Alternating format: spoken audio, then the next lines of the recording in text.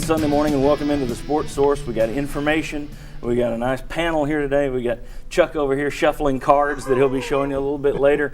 Plenty of info, plenty of data as we do an SEC preview show today. Let's just get right into it because I know by the end of the show we're going to be rushing. So let's just rush right into the start. This segment brought to you by our good friends at Nova Copy. If your business has a need, Nova Copy has an answer. Copiers, wide format printers, 3D printers, those are pretty cool that they've got out there. Printers that do signs, they did the sign. If you were at the BKW Wings Fest a few weeks ago, they did the signs that were on their booth and on Phil Cobble's Fine Homes and Land booth. They're the document solution specialists. Call them, see for yourself how they can save your company money. Man, they are growing like crazy. Do yourself a favor, call them now, Nova Copy. All right.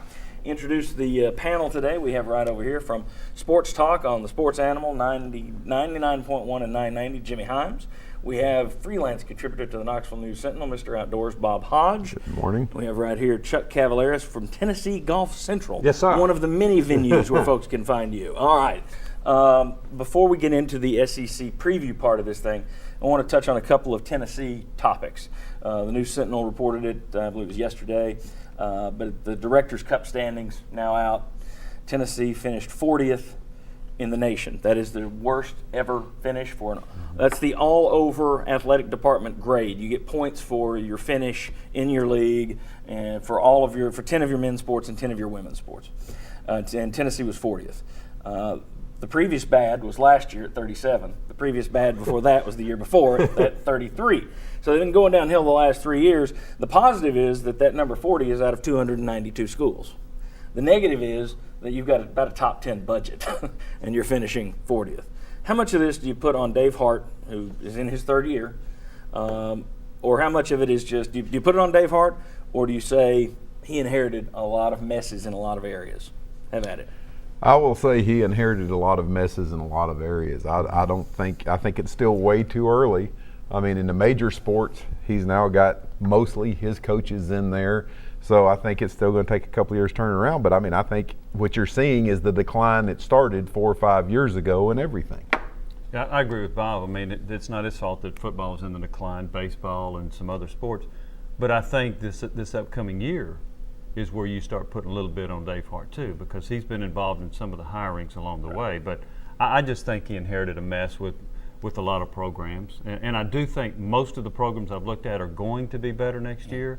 So they should be better than 40th, but they're not going to be in the top 20. Yeah, and two of the worst ones, like historically bad, weren't they track and field? You know, and you had to make a change there. Which used to be such a strength at Tennessee. Exactly. I mean, you were competing for national championships in those two, and then all of a sudden you just dropped off the map. Volleyball was horrendous. Mm-hmm. So there's some of those sports that when you're bad in the revenue sports, you need those to be good to keep that rating up there, and those have been just really, really bad. And the thing is, you know, this is one that fans celebrate the overall, okay, we're top 10 or whatever. Florida's always in the top 5. Stanford wins the thing every year.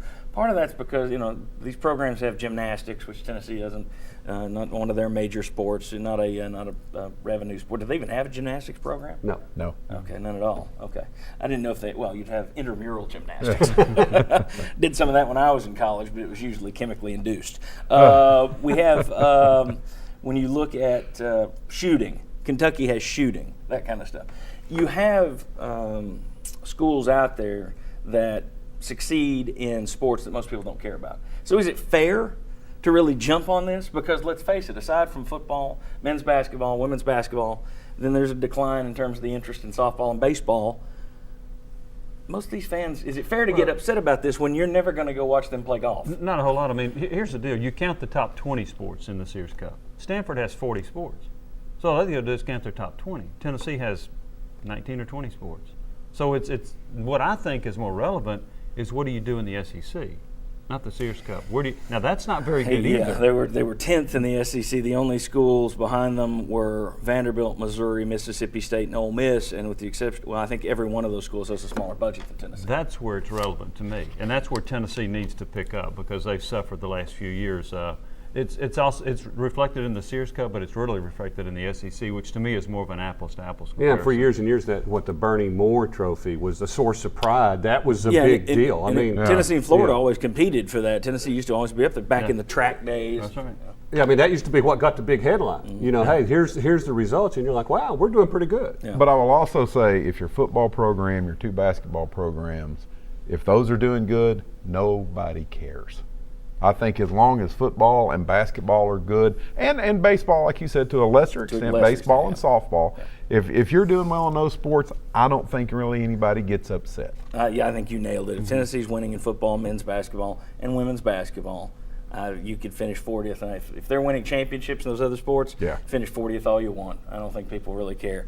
All right, one other thing.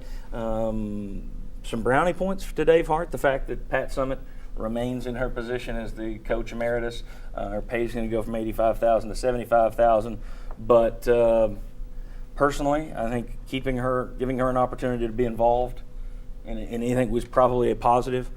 I don't see this in any way as a slap in the face or anything. I see it as a good thing that they're continuing to allow her to be in that coach emeritus position. I know there are people out there who disagree and feel that she was ousted wrongly and that this is not good for her.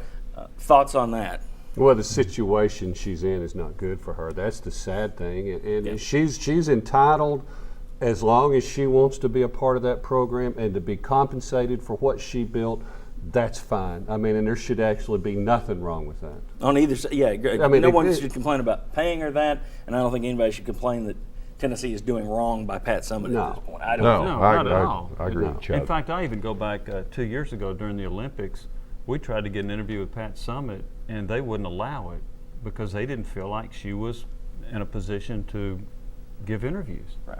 I mean, I think it's a show of respect just to keep her aboard as a coach emeritus. It's not an insult at all. And, I agree. and don't forget, for a lot of those years, she was compensated very, very well, and she earned what she was getting. Don't get me wrong. She was the highest paid women's coach in the country. Yeah, for so a lot of I mean, years. you can't just all of a sudden forget that part of it either. I keep going back to one thing: is the one person aside from Pat Summitt whose voice actually counts in all this is Tyler Summitt, and Tyler Summitt has been lockstep with Tennessee pretty much from the beginning, and I think that's where it should be left. So I think Tennessee's doing the right thing by allowing her to stay on, and I think it's probably good for her to be able to continue to go over there It and is. maintain a role on a day-to-day, whenever she chooses to go in there kind of basis. All right, when we come back, SEC football. We're going to ask one big question about each program. We're going to give you a couple other insights into each program, and Chuck's going to give you an over-under on their winning record this year. So come on back on the Sports Source.